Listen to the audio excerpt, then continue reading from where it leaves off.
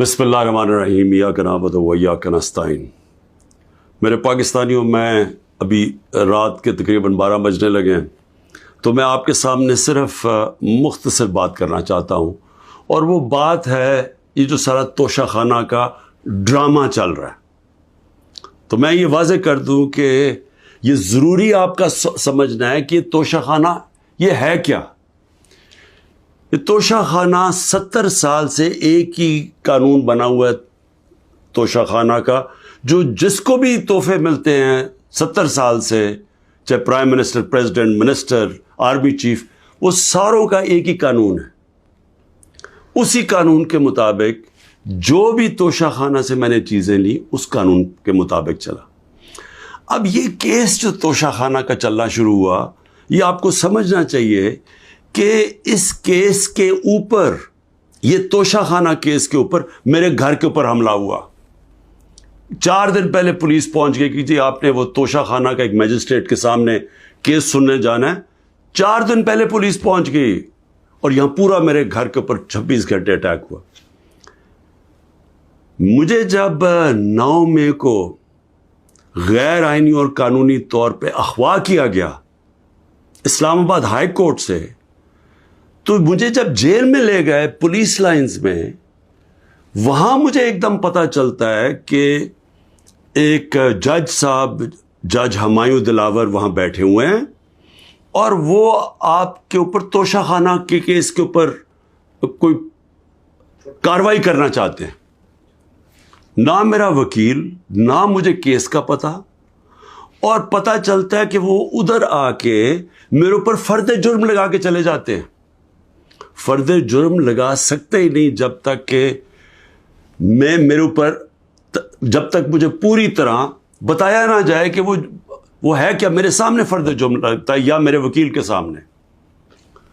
جب ہمیں یہ پتہ چلا، اس سے اگلے دن ہم نے ریکیوزل کا کہا۔ ہم نے کہا جی ہمیں ان جج صاحب سے جس طرح انہوں نے کاروائی کی ہے، ہمیں کوئی انصاف کی توقع نہیں ہے۔ یہ 11 مئی کو ہم نے کیا۔ اس کے بعد بہرحال ایک پورا سلسلہ چلتا رہا، جس میں یہ واضح ہوتا گیا کہ ایک پلان بنا ہوا ہے کہ توشہ خانہ میں عمران خان کو ڈسکوالیفائی کرنا ہے۔ مجھے ایک سوال دیے گئے، 35 سوال دیے گئے، کویسچن جج صاحب نے کہ جی ان کے جواب دو۔ محرم کی چھٹیاں بھی تھی، خیر ہم نے بڑا زور لگا کے اس کا جواب تیار کیا۔ میں نے کوئی 1 گھنٹہ عدالت میں کھڑے ہو کے کل سارے سوالوں کا جواب دیا۔ انہوں نے 2 کوئی گواہ رکھے ہوئے تھے، سرکاری گواہ۔ کوئی بھی ایسی چیز نہیں تھی جو میں نے 35 سوالوں میں جواب نہیں دیے، ایک چیز کا جواب دیا۔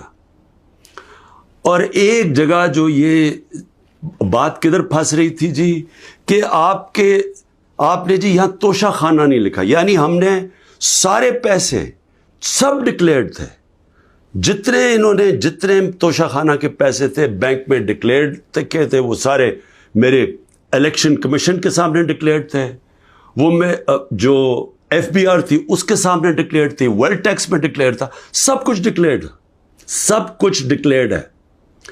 ایک جگہ پہ کہتے جی یہ پیسہ تو ہے، لیکن یہاں اس کے اوپر توشہ خانہ نہیں لکھا۔ اب یہ میرے اکاؤنٹنٹ نے بھرا ہوا تھا، 40 سال سے میری وہی اکاؤنٹنگ فرم ہے۔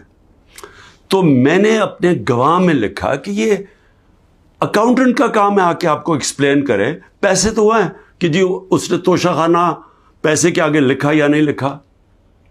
حالانکہ وہ اکاؤنٹنٹ کلیئر ہے کہ قانونی طور پہ اس نے ٹھیک کیا، اب وہ اکاؤنٹنٹ نے آنا تھا۔ آج پتہ چلتا ہے جج صاحب کہتے ہیں جی 1 گھنٹے میں گواہ کو پروڈیوس کرو۔ گواہ راستے میں ہوتا ہے، کہتے اب ہم نے کینسل کر دیا، اب کوئی گواہ آپ سامنے نہیں لا سکتے۔ میں یہ سوال پوچھتا، یہ کوئی ملٹری ٹرائل ہو رہا ہے، میرا رائٹ، میرا حق ہے فیئر ٹرائل کے لیے، یعنی ایک دم گواہ کینسل کر دیے۔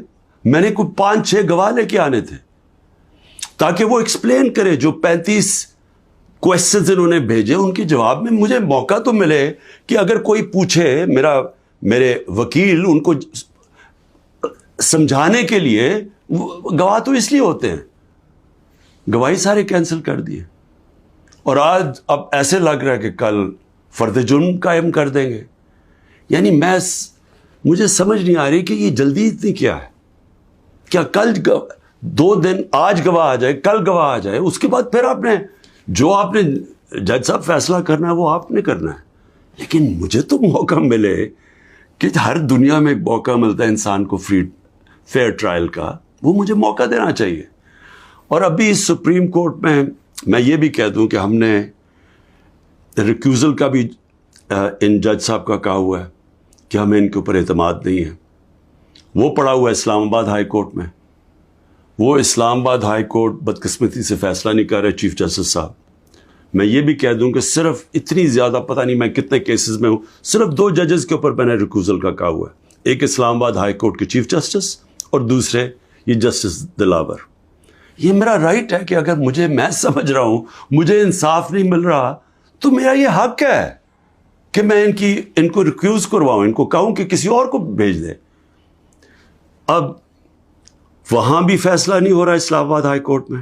ہم سپریم کورٹ میں گئے ہیں، سپریم کورٹ کہہ رہے ہیں کہ اسلام آباد ہائی کورٹ فیصلہ کرو، اور سپریم کورٹ نے کہا کہ تب تک انہوں نے جسٹس دلاور نے فیصلہ نہیں کرنا جب تک کہ یہ اس کے اوپر فیصلہ نہیں ہوتا ٹرانسفر پہ. لیکن مجھے لگ رہا ہے کہ کل انہوں نے فیصلہ کر دینا ہے، اس لیے میں رات کو لیٹ آپ کے سامنے آ رہا ہوں.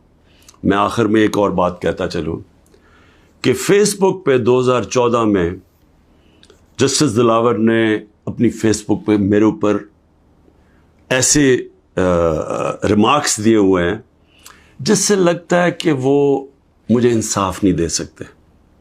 یعنی ان کی ایک پرسنل ڈسلائک اس میں سامنے آ رہی ہے.